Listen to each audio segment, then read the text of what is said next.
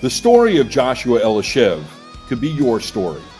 It could be your son's story. A story of a smart kid, perhaps too smart for his own good. After a near perfect SAT score, Joshua was educated in prison, not the Naval Academy. The author of the gripping new book, Privilege Lost, gives an oral account of his life before, during, and after his 5 years in prison in this 12-part podcast series, Losing Privilege. Welcome back. Another edition of Losing Privilege. Joshua, where we left off, you had 30 days to find a job, get a car, find a place to live. 3 weeks into that, you end up with a job and a car. You ultimately find a place to live. You meet your best friend. You start your life as a plumber. So let's start right here. Are you a plumber today? I am a master plumber today. I'm a master plumber who has built, sold, and since built another successful plumbing company. I hold multiple state licenses in the construction industry. And I'm now the chief operating officer for a large construction company. Before we go into everything you've done over the last 5 years, one of the things when we were in a previous episode, you were talking about having 30 days to find a job. And we had talked in previous episodes about you're a pretty resourceful guy. You're highly intelligent. You ran what seemed to be a pretty successful business in prison. I'm curious, did you sell that business? Oh, the one in prison. Yeah. I don't know how that works. I don't know if you like hire an attorney and then somebody shops your business and you sell it. How exactly does running a store and being a store man in prison, how does that end up? Like what happened to the business and what happened to any outstanding debts you had? It's a great question. I shut it down. I shut it down like 6 months before I came home because the risks, it wasn't worth it. If people didn't pay me, I had to fight them. And every fight ran the risk of jeopardizing my ability to come home. So I didn't sell it. The last altercation that I had related to the store moved me profoundly. There was a kid who owed me $100, which is $10,000 in current street currency. So it was a lot of money. And he came to me to ask for an extension because his friend, who was 2 months away from going home, had gotten in deep with gang members for drug debts. And they were going to kill him over it because he owed a lot of money. And so he wanted to pay off his friend's debt to make sure his friend went home. And I didn't care. Business is business. His drug problem had nothing to do with my business. You know, he's not the one who owed me money. I thought he was just feeding me a line of bullshit like everybody else. You know, everybody's got a sob story that they want to weave and twist. So he said, look, I know I got to fight you and I still have to pay you afterwards. If we can skip the fighting part and I just know I have to pay you afterwards, that'd be great. If I got to fight you, I've got to fight you. And I'm still going to pay you next month. But I'm saving his life. So we fought and I hurt him badly. He also was only like 6 or 7 months away from going home. And a long story short, I slammed his head into the concrete wall with enough force that I permanently altered his personality. And I have to live with that. And so after that, he then paid me in full. He took care of his friend, and a month later, when he got money from home again, he came to me and he paid me everything that he owed me, not a penny short. And I felt horrible. I felt horrible. I permanently altered this man's brain through the blunt force trauma to the head when he was only doing the right thing and trying to protect somebody. So I decided no more. No more. I don't want any excuse to have to fight. I don't want any excuse for violence. No more. And I shut the store down. And there was people that still owed me money, and that money kept coming in because I didn't tell anybody that I wasn't going to collect. I just, when people would ask me, hey, you're the store man. And I said, no, I don't have anything for anybody right now. I'm all out. I just left it at that. So everybody kept paying me what they owed me. And then when I left, there was still some outstanding debts from people that had ended up in confinement or whatever. And I handed them off to a friend of mine. And I was like, look, these people owe me. You got a whole room full of witnesses here. They owe you now because you loaned me money a while back, and this is yours. Whether they collected it or not, I don't know. But I gave my business away. I shut it down, and I gave any outstanding receivables to somebody else. Okay. You had owned businesses prior to going to prison. You taught martial arts, you did training. Why didn't you turn back to that and start training people again? I wanted to. My heart has always been teaching. I had been offered a job at Sarasota Military Academy a number of years back to come as an alumni and be a teacher. I'm still very good friends with the founder and headmaster, Dan Kennedy. In fact, he's one of my beta readers who reviewed my book before it's gotten released. So I've always loved teaching. The problem is that my clientele was all military, law enforcement, and government. And military and government required security clearances, which obviously I had lost when I got convicted of felonies and went to prison. Law enforcement didn't require security clearances, but I mean, common sense says an ex-con fresh out of prison for beating up a police officer walks into a police station to teach the police officers how to fight. It's really not a good business pitch. No, it's not a good business pitch, but in fact, it's so bad of a business pitch that I was more concerned that I would walk into the police station, give my pitch, and stumble out as they shot me over and over again. I never even tried the business pitch. I was too scared of what the possible outcome could have been. So I really wanted to go back to teaching. And I'm sure I could have gone to some local martial arts schools, offered to be an assistant instructor for minimum wage. Nothing that would have really allowed me to rebuild a life.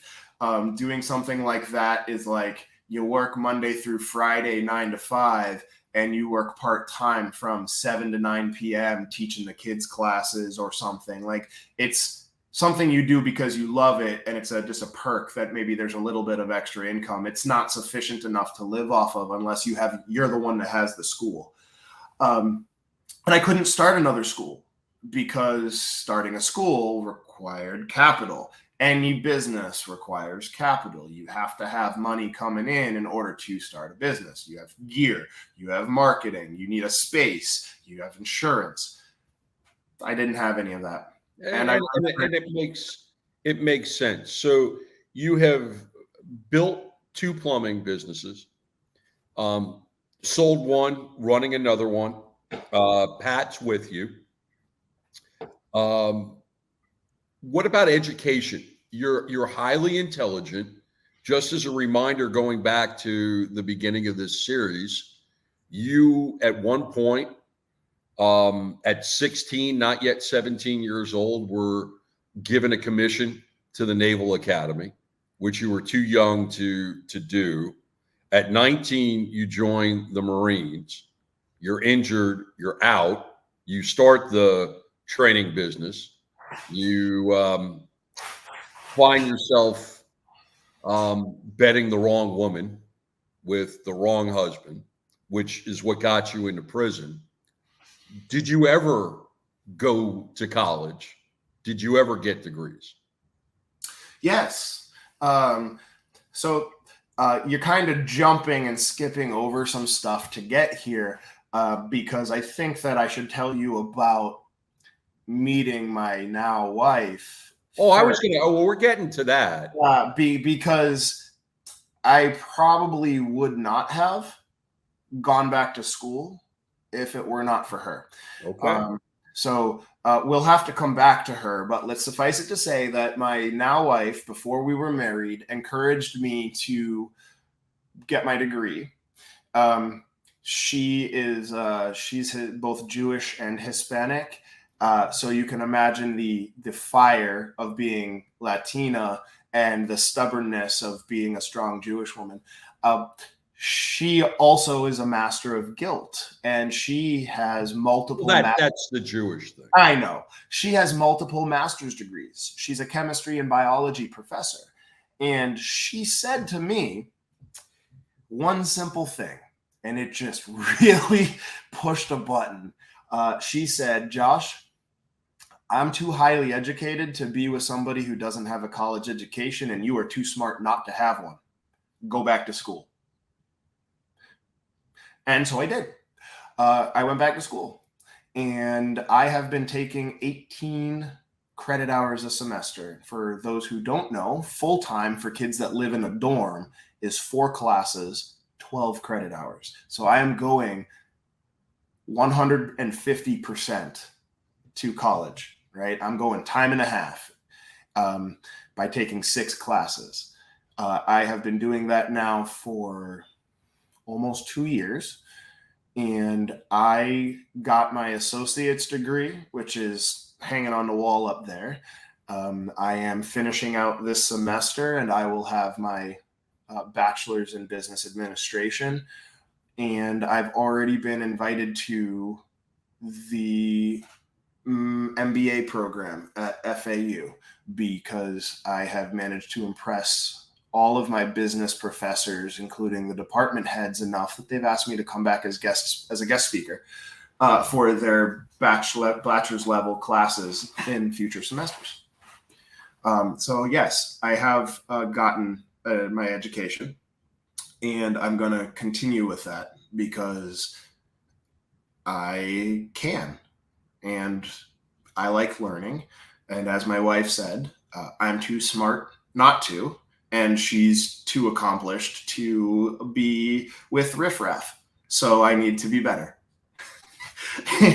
And she's not wrong. She's not wrong. I turned it around on her, and she's going to medical school now. So she's going back to school because I turned it around and I said, look, I'm doing all of this. And you're doing all of it married, running a business, and being a father. Yeah. Well, I turned it around on her. And I told her, I'm doing all of this. I'm too smart and too accomplished to be with somebody who only has a master's degree. You need to go back to school and become a medical doctor. That way I can have somebody that is deserving of my intellect. So I turned it around on her, and she's actually going back to medical school now. She wants to have her own private practice and deal with nutrition, and she wants to deal with nutrition and diet.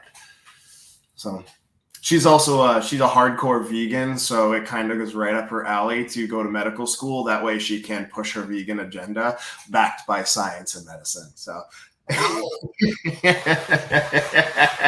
how does a convicted felon working as a plumber figure out how to navigate dating?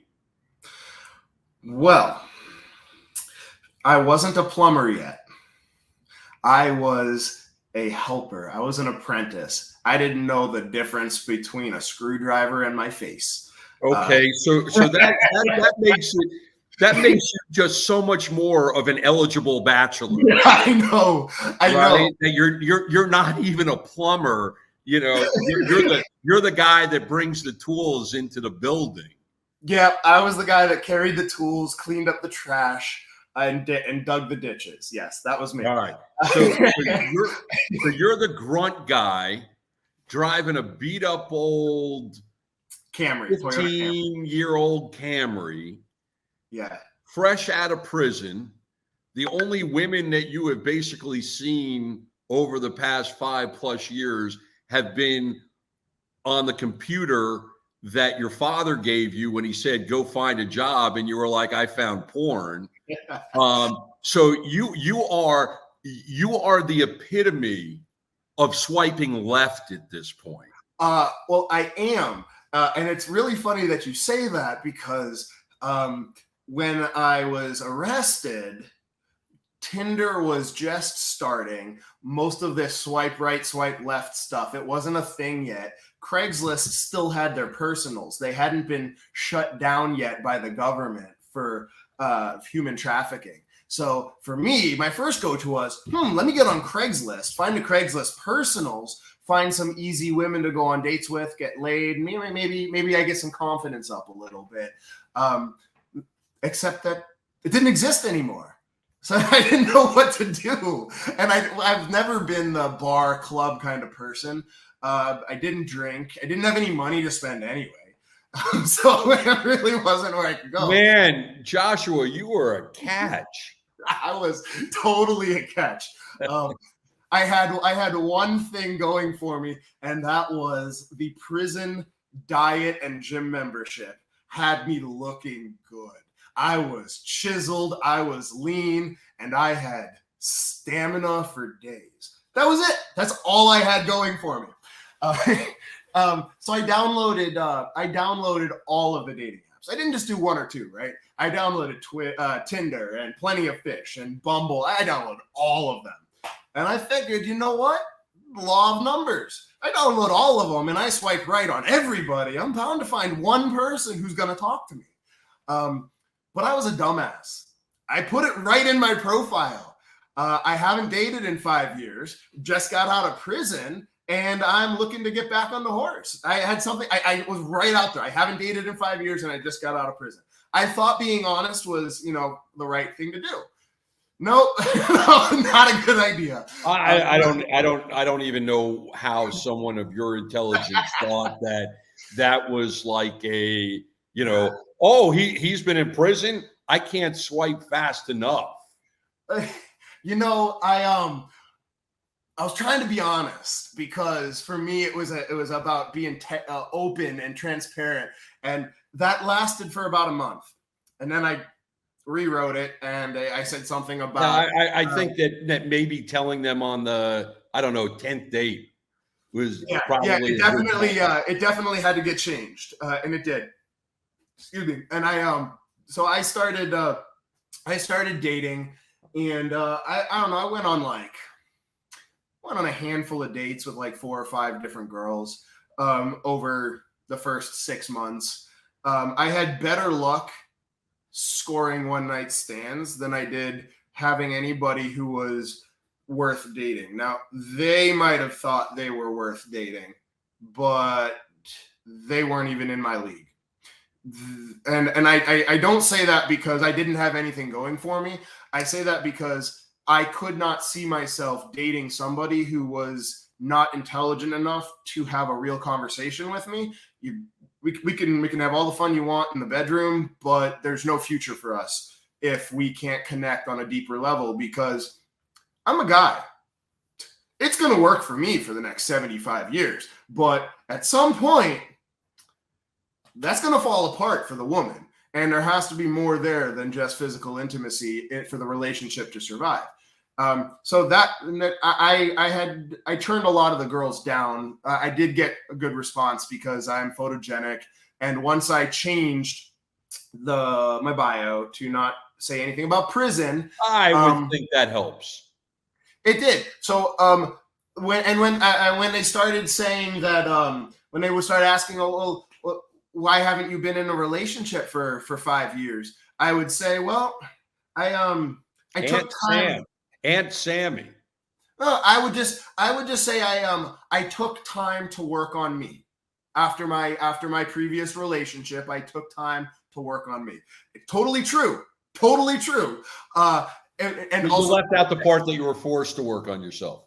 I left that out. It was not a relevant piece of information for garnering a first date.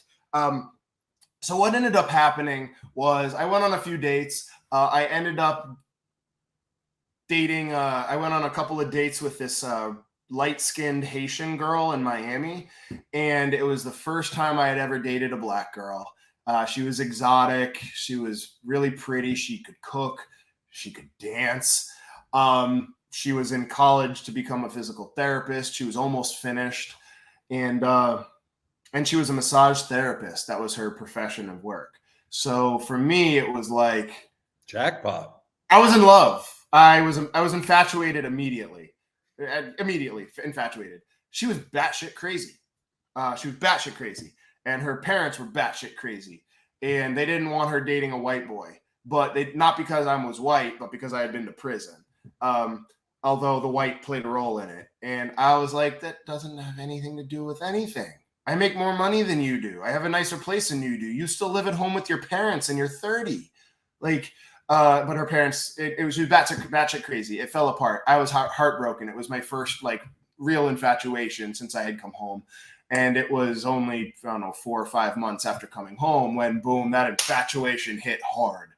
Well, I mean, it was probably going to after 5 years of With someone. If it wasn't her, it was going to be someone. It was going to be someone, and it could have certainly been worse because it could have been Mama June, or Jabba the Hutt, or I don't know, Rosie O'Donnell. It certainly could have been worse. So I hope that when we go to turn your life into a movie or a TV show, that you don't go looking for an executive producer in Rosie O'Donnell. I'm just saying.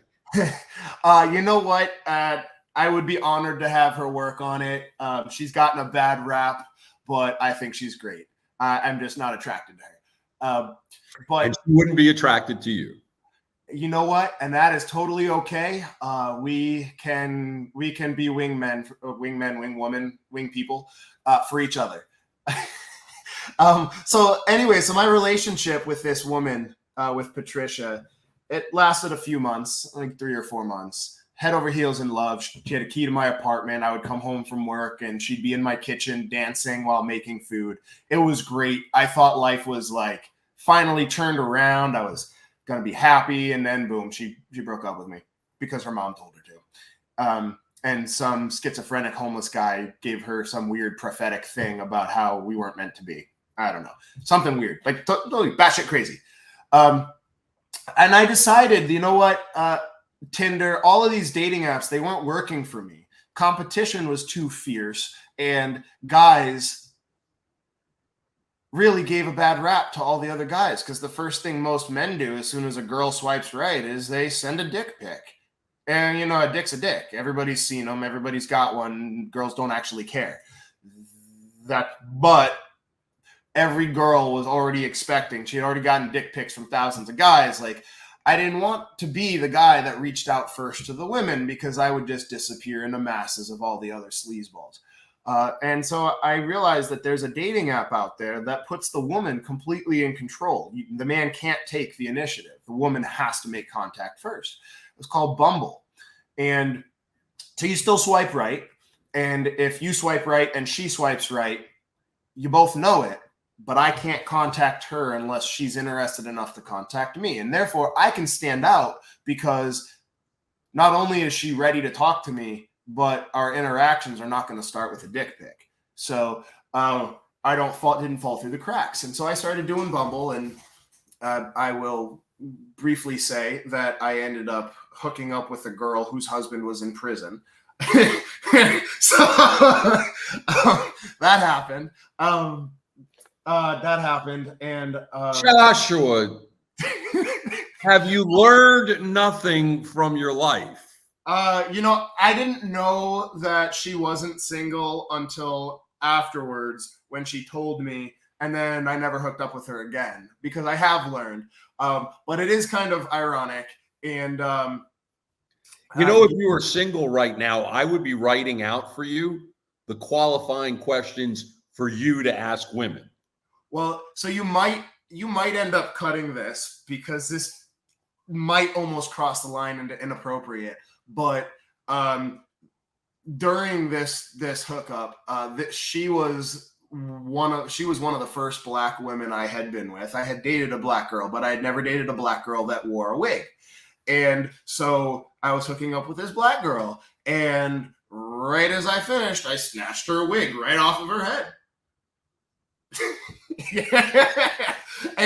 It kind of crosses the line, but it was the first time I had ever been with a black girl who wore a wig, and I didn't really didn't know it was a wig, so I was pulling her hair. Of course, it all came off because I didn't know it was a wig.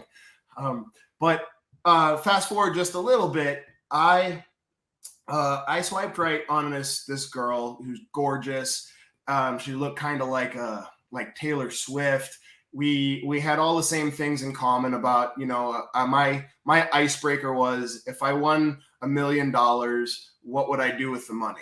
Well, I said I would buy a large chunk of land and I would set up an animal sanctuary, and I would get felons fresh out of prison.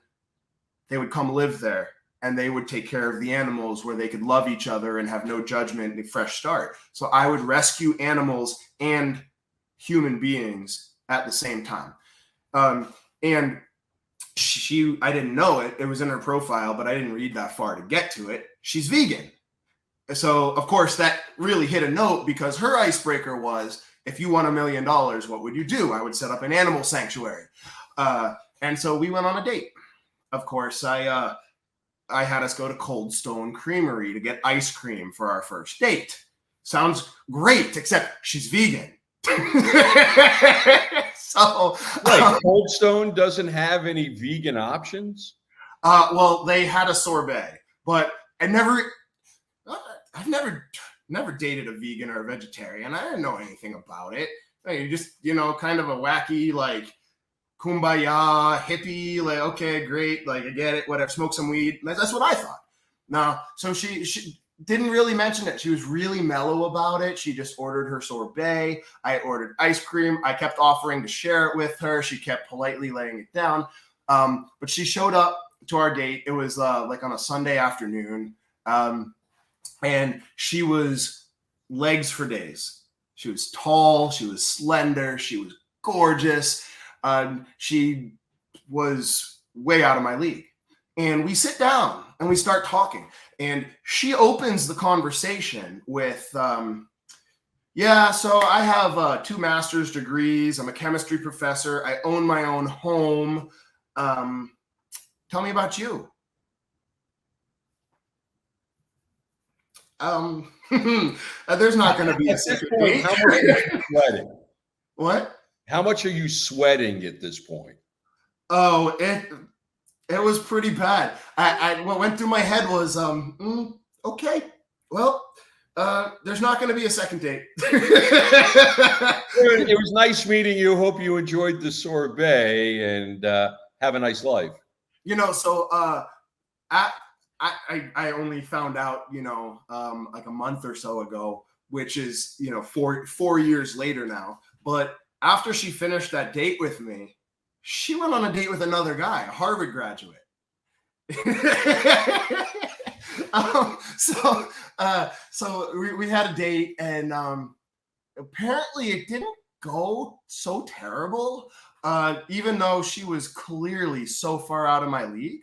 But did you tell her what your background was on that first date? No.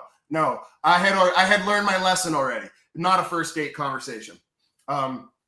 So we ended up having a second and a third date, and I told her on the third date. Because when it went from a first date with talking to a second date where there was a peck on the cheek to the third date where there was real kissing involved, at that point I was like, okay, well, maybe this is going to continue to grow. Now's the right point to tell her, so she has the ability to make a decision before she's committed and feels like she made a terrible mistake. And if I tell her now and she wants to keep seeing us, that'll be a healthy thing, rather than 9 months from now with a baby on the way and you're stuck and I tell you and you're like, fuck, why didn't you tell me before I had a baby with you? So I told her on the third date, and she is way smarter than I am. I'm going to put that out there. You're a pretty smart guy.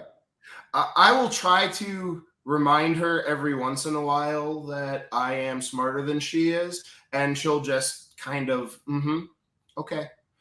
She is way smarter than I am. And by the third date, she had asked me enough questions that I had tactfully answered, or so I thought, about my 5-year gap and why I hadn't dated. And when I told her, she was like, okay, I kind of expected something like that. That's kind of what I She used the Google machine on you? Nope. Okay. Nope, she didn't. She didn't, but she did after I told her. She looked me up after I told her, found out I was telling the truth, which if I had told her and left things out would have been the end of our relationship. But it turned out really good. And for some reason, so she was dating me and the Harvard grad who drove like a Ferrari or something. I drove a Toyota Camry that was 20 years old. He had a business. I was carrying people's tools.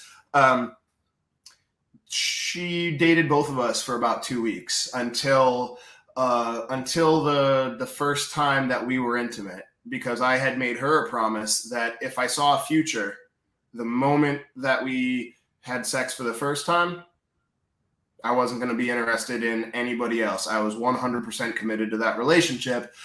So if that type of commitment wasn't what she was looking for, then I didn't want to have sex with her. So I had kind of made that clear. And so when we finally got to the point where we were intimate, she stopped dating the other guy. Again, I didn't really know I knew that she chose me over a Harvard grad, but I didn't know she was dating us both at the same time until about a month ago. Wait, whoa. Hold on. So this is how many years ago now? So this is 4 years ago. So 4 years ago, you guys, make love for the first time. She stopped seeing the Harvard guy, and you only found out about this a month ago? Yeah, because it never. Yeah, that's when you think that you've got this entire story figured out. There's a monkey wrench in there. Oh, well, she's so much smarter than me that I think she planned the first 15 years of monkey wrenches on the first date, because she never ceases to surprise me. Whenever I think I've got everything about her and about us figured out, there's that broomstick through the front spokes of the bicycle. Just boom, crash. Wow, I didn't see that coming. So since you wanted to ask about dating, so we started dating, and we started dating right about Memorial Day. This is going to be a doozy that really throws you for a loop. You're going to stop me like 3 times. We started dating right around Memorial Day. By August, she realized I was killing myself for the company I was working with. I was way ahead of where I was supposed to be because I'm smart and I learn well. And I was being given responsibility based on how capable I was, but I wasn't being paid based on how capable I was. And I was being worked 60, 70, 80 hours a week. I was only getting paid for 30. I was making $16 an hour. It was nothing. Were you being taken advantage of because you were a felon? Possibly. I think it was more I was being taken advantage of because I was a go-getter. And as long as I was willing to do it, they were willing to let me. Okay. And I would love to say they were taking advantage of me because I was a felon. But even though we had a less than pleasant parting, I am the master plumber that I am because of the two owners of that company, the time that they took to teach me, and all of the additional opportunities that maybe I didn't get paid for, but they allowed me to participate in. So I'd like to say that I let them take advantage of me because I got something out of it too. Okay. But she saw it, and she saw that I was killing myself. We lived an hour away from each other. I only got to see her on the weekends. I was exhausted. My day started at 3 o'clock in the morning, ended at 9 o'clock at night. I would get home, take a shower, eat a hot dog, go to sleep, wake up, go to work. Like there was no life there. Blowing my elbow. I see the vegan in her was really rubbing off. Yeah, that took some time. So she said, you can work a fraction of the hours, making nearly 50% more without the traffic up here. Up here being Broward and Palm Beach County. I was living down in South Dade. And I was terrified. I remembered, it had been less than a year. So I remembered how hard it was for me to get a job. I was terrified of leaving this company because they gave me a job when nobody else would. So she started putting in job applications for me for plumbing companies in Palm Beach and Broward County. And I got a phone call. She was doing it? Yeah, she told me about it. I didn't think anything was going to happen from it, but you know what? I trusted her. Figured why not? Worst that can happen. I don't get any phone calls. Big deal. Got a phone call middle of the workday. I was working at the Carl Fisher House at the Miami Convention Center in middle of the day. And my mentor was there, saw me get the phone call, and he's like, "Josh, get off your phone." Like, "Hey man, I'm taking a break." All right. Like the kids are always on their phone. So took the phone call. They offered me $6 an hour more than I was making to do the same exact job, except they were going to give me a company truck plus commission on top of $6 an hour more. And it was only 30 minutes away from where Bonnie was living instead of an hour drive. And I got away from Miami in the traffic. So I took the offer. And then Bonnie came to the interview with me. The interview was at a Starbucks. She just grabbed a cup of coffee, sat the next table over, and just quietly observed. They didn't even know that she was with me. And then after they left and we walked out, and she was like, "Great." So and I said, "Yep. Now I got to figure out where I'm going to live." And because I was living in Kendall and the job was up in North Palm Beach. Well, that's when she said, "You can stay with me." She owned her own home. It had 3 bedrooms. How many months after you guys started dating is this? There you go. 3 months. You made an impression.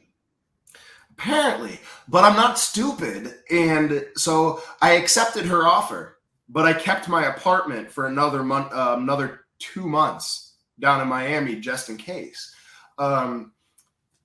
And she didn't make me pay any rent or anything. So as soon as I got rid of my apartment, I then started paying half of all of her bills.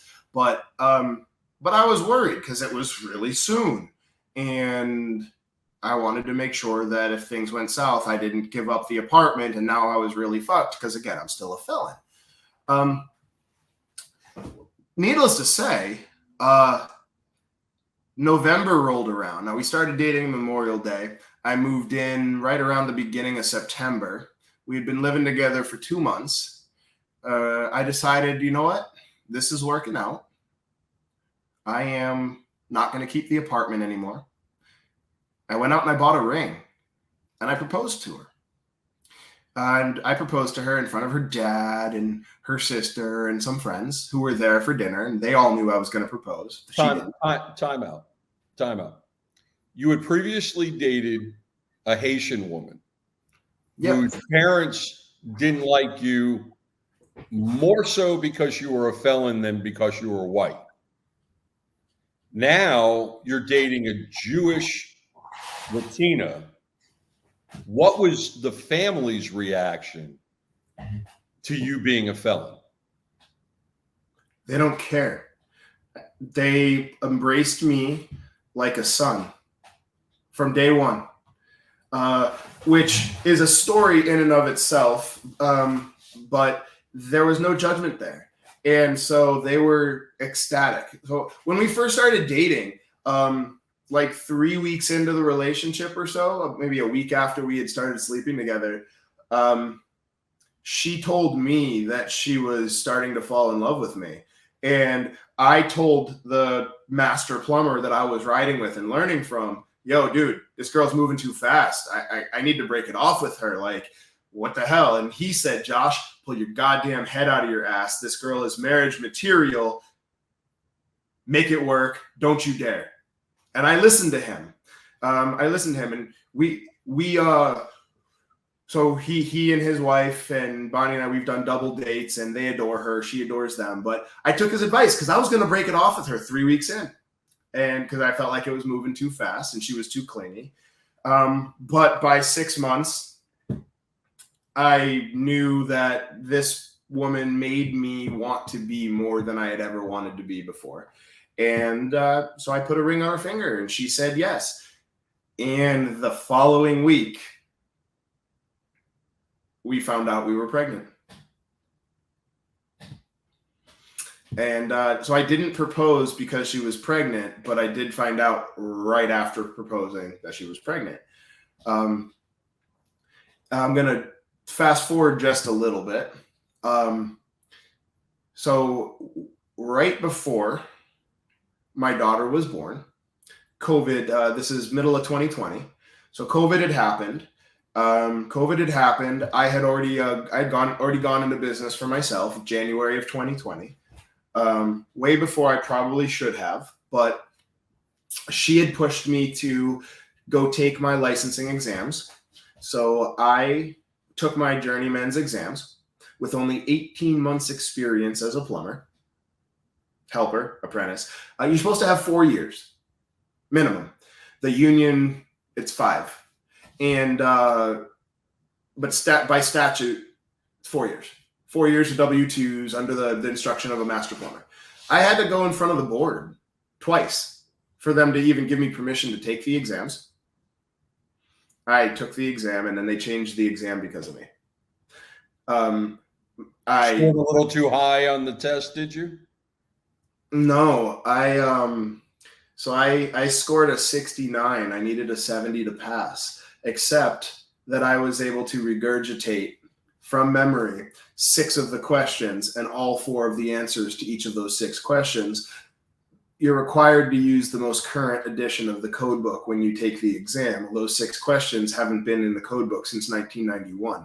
And I was able to show them and prove to them that they had 6 questions that nobody taking the test today using the current code book would be able to answer. So they gave me credit for all 6 of them. It bumped me up into a passing grade, and they changed the exam and to take those questions out because of me. I got my journeyman's exam. 18 months. That is the fastest anybody in the state of Florida has ever gotten their journeyman's exam. Like I said, I broke every record on that one. And then I did the same thing with my state license, also because of Bonnie. State license, minimum of 4 years. Most people have 7 to 10 before they even start studying for the exam. I passed my exam with near perfect scores, less than 3 years after I picked up a pipe wrench for the first time. Got my master plumber certification, my state license at 3 years. So we bought a house. We bought a house right before my daughter was born. And bringing this to the little story about how her family felt about me and about me having been a felon. If you go all the way back to, I think, episode 1 or 2 that we talked about, that $50 overpayment, the government turned it into $89,000 and change, if you'll recall, the intended loss amount rather than the actual loss amount. Right. And that became a civil lien. What that means is for the rest of my life, as long as even a penny of that was still unpaid, I couldn't buy a house. I couldn't get my right to vote back. That would forever be hanging over my head. And so we wanted to buy a house. I'm a veteran. The VA mortgage is phenomenal. No money down, lower rates, no PMI. It's kind of a no-brainer, especially if you were able to buy a house. It's like a 2.5 fixed 30-year. Unheard of. Only one catch. You couldn't. I couldn't. So Bonnie's mother had invested $20,000 into the house that Bonnie owns when Bonnie was buying it like 10 years ago, 12 years ago. And the promise was that if Bonnie ever sold the house, that her mom was going to get her investment back, plus a little extra. Well, Bonnie took a HELOC out on her house, so she cashed out. No hesitation.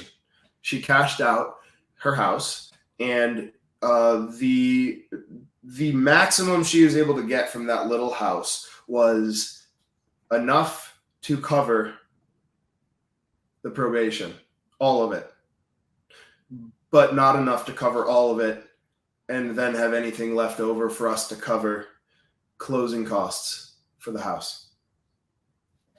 So Bonnie's mom said, "You are $20,000 shy of your closing costs.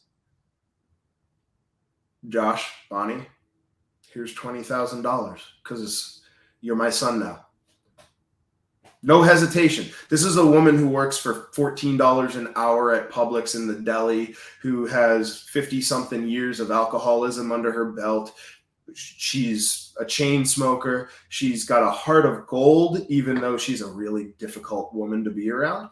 And she's only met me a half a dozen times at this point. There was no hesitation. She said, "You can have my $20,000. Get off of your probation. Buy the house." So I think that answers how her parents felt about me being a convicted felon. And so that's what we did. That's what we did. And we moved into this house 2 weeks before my daughter was born. Well, I moved us into this house. Bonnie wasn't moving anything in that condition, that close to popping. And I had just started our first plumbing company. Courtesy of COVID, Bonnie was able to teach from home that first half of the year, which was great because she would have been on her feet at the tail end of her pregnancy anyways. But it also meant that working from home via Zoom, she could turn her screen off or turn her microphone off while the kids were working, and she could answer any calls that came in as my secretary or office manager. So I was able to get my business off of the ground by having somebody help me who would not have otherwise been available. And I didn't have to pay salary or wages for it. She benefited from the money I was bringing in because I was a one-man show. So 100% of the money that I made went right into our pockets. We had no overhead. I drove my personal truck, put all my tools in the back, and I went and I did plumbing. Then we had the baby, and then she kept teaching from home till the end of the year, running my company from home. And the following January, they made all the teachers go back into the classroom. January of 2021, if you'll recall, they had to come back. So Bonnie had been saving up for almost 15 years to be a mom. She had maternity leave out the ass, plus insurance policies to then supplement maternity leave even further. So she had like 6 or 8 months of paid maternity leave saved up that she didn't start using until our daughter was almost a year old when they forced her back into the classroom. So then she helped me run my company, and we really grew it. Then I sold my company. I realized that I had overcome all of the stigmas of being a convicted felon. I only had 4 goals in life. My whole life, I've only ever had 4 fundamental goals: homeowner, husband, father, and an expert in my field, whatever the field was. I didn't care what it was. I wanted to be an expert in something. And so all four of those had been accomplished. I'm a master plumber. I own a home. I'm a husband. I'm a father. We got married in the middle of COVID. The girl in my office before I quit, on our lunch break, she came in. She's like, notarized. You're married. Josh, get back to work. That was it. That's how we got married, because we couldn't have a wedding. Very romantic.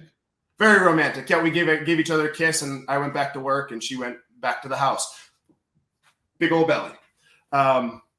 So we never had a wedding because of COVID at that time, but I was married. So my 4 goals were accomplished. But more importantly, after like a year and a half of being in business for myself, I realized that I had overcome. I never have to check a box again. Have you ever been convicted of a felony? Why? I'm the owner. Who's going to judge me for it? It's my company. I own my own home. Who's going to evict me or tell me I can't live here because I'm a felon? Nobody. It's my house. I make enough money. My credit is good enough. I can go buy a car. Nobody gives a shit that I'm a felon, and I got plenty of pay stubs now. We've got a few years in. I make good money. I'm a business owner. I'm a master plumber. Nobody gives a shit. Except 2 weeks after my daughter was born, my wife's phone starts going off at 2 o'clock in the morning.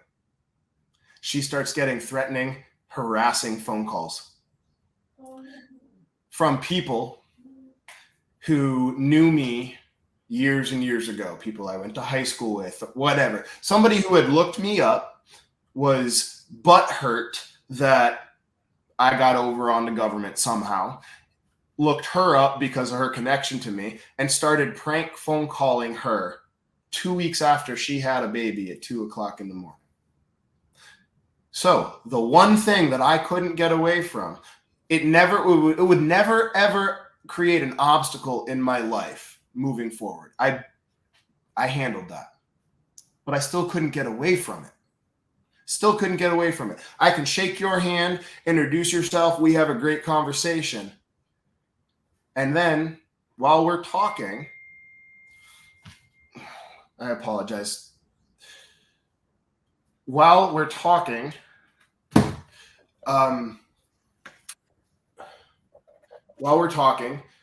you will pull your phone out, type my name in, Google me, and all of a sudden our entire interaction changes and gets ugly because now you realize you're talking to a felon. That was the one thing I couldn't get away from, public opinion. So I legally changed my last name. As soon as I legally changed my last name, the past is gone. It's still here. It's still here. It follows me in that regard. But nobody knows. Nobody needs to know. It doesn't matter. It was a long time ago. It's 10 years ago. Nobody needs to know unless I choose to tell you. We start talking. I have no problem telling you. But that's for me to tell you, not for you to find out on your own and judge me for it. And so I changed my name because I realized that I had eliminated all of my obstacles. I don't give a shit what you think about me or what anybody else thinks about me. You can't use it to hurt me. So what? I'm a felon. I make more money than you. I own my own home. Who are you? Became a problem because I have a responsibility to protect my child and my wife. They didn't know me when this happened. And now it was affecting them. So I changed my name to eliminate the shadow of my past from their future.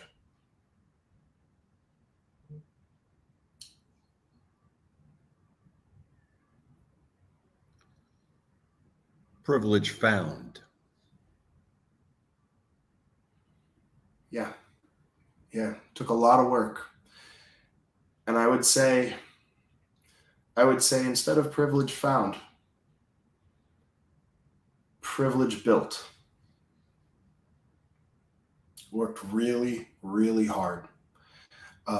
So about a year and a half after I went into business, a year and a half after 2 years after my daughter was born, give or take, I realized that I had proven everything I needed to prove to myself, to the world. I didn't need to work 80 hours a week. I didn't need to prove anything. But my business was consuming our relationship. It was consuming our life. We were 24/7. And when Bonnie's family came in from New York to spend a weekend here, we went to a swimming pool. We were there for 5 hours. It was the first time I had ever seen my daughter in a pool. We were there for 5 hours on a Sunday. I was there for 5 hours, but I was only there for 15 minutes. The remainder of that time, my phone was glued to my ear because I was running a company, and I missed out on 5 hours of family time with family that had flown down. I missed out on my daughter's first day in the swimming pool. And the one thing you never have more of, the one thing you can never create more of, is time. You can always make more money, buy another house, buy another car. I can go find another woman. I can make more kids. But what I'll never get is I'll never get the privilege back of that time with my child. So I put my company up for sale.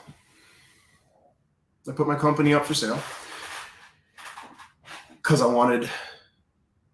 I'd rather live in a cardboard box and spend all of my time focusing on my daughter than live in a gilded cage with tons of money and she never sees her dad. It's interesting that you talk about time, and you did 5 years. You talk about being inside a gilded cage. When you were in a cage for 5 years, you didn't have a choice in the matter. And now you have every choice in the world, and you still found yourself back in a cage. Yeah, I built a cage of my own creation. I built a cage, a professional cage, a financial cage. I bought a big house. I had 2 Teslas. I had a Model S Plaid, $150,000 supercar. I had a Model 3 Performance, a $65,000 supercar. This big old house, 4 bedrooms, 2 stories, humongous by most Floridian standards. And that costs time. So I sold my company. I sold my company to a couple of rich investors from New York. And I was hired to stay on to run the company. The condition that I set was 8 to 5, Monday through Friday, no nights, no weekends, no on calls, no holidays. I don't touch a tool. I don't want to be so tired and exhausted and broken that I can't go home and spend time with my kid. And I did that July of last year. That's when I sold my company, in July of last year. And there's a whole story about that I'm not going to get into with you today, because that only lasted about 6 months. Only lasted about 6 months before they ran it into the ground and let everybody go. And I found myself right back where I was 5 years ago. Except this time I had a wife and a kid and a house and big bills. And it wasn't just me I had to worry about, but I have to find a job. All of a sudden I have to check that box again. Nope. So my wife activated her license because when I took my state exams, she took hers too. just because, she's smart and anything I can do, she could do better. And she's not wrong. She got her license. She passed on the first try. She had seen everything that was happening, activated her license, and opened her own plumbing company in secret. Just so that when everything fell apart, she could say, come on, I got a backup plan. Well, that's exactly what happened. My non-compete from selling my company said I couldn't start another one. Didn't say I couldn't work for another one. I made sure of it when I negotiated it. So I'm now her chief operating officer. Here we are. Almost a year later, and she has 37 full-time employees. We've done more than $1 million our first year in business, and no nights, no weekends, no holidays. 7 to 3:30 Monday through Friday. And I'm getting ready to sell it. We're getting ready to have her sell it because I don't want to be in charge. I just want to write books, play music, and spend time with my family. We've told the story of privilege lost, privilege rebuilt. Let's do one more episode. Let's do one more. Okay. We'll see you next time. Losing privilege.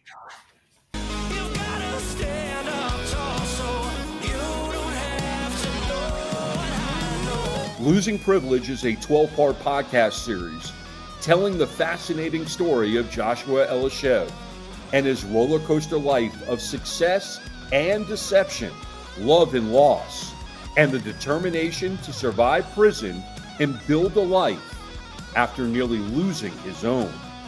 Visit joshuaelishev.com. That's Joshua, ELYASHIV.com for details on his book, Privilege Lost, his music, and upcoming projects. And listen and watch all 12 episodes of his podcast, Losing Privilege.